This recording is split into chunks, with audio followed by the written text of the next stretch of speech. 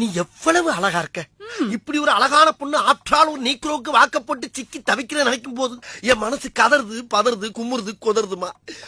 போதும் நிசா, ஐயோ போதும் உஷா, போதும். நீ என் கூட கஷ்டப்பட்டு குடும்பம் நடத்தலாம், போதும்மா. இப்போ ஒண்ணு கெட்டு போல.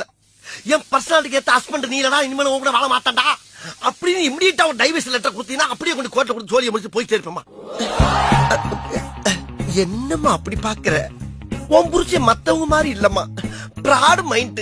ப்ளீஸ் ப்ளீஸ் சொல்லுமா, சொல்லு. அப்படி சத்தமா என்ன சொன்ன உடனே ஊண்டா? ஒருவேளை நமக்கு முன்னால இவன் இந்த செட்டப் போட இருந்திருப்பாளோ? நம்ம தான் லேட்டு போல் இருக்கு. என்னம்மா இங்க நிக்கிற? நீ இன்னும் போகலையா? நீ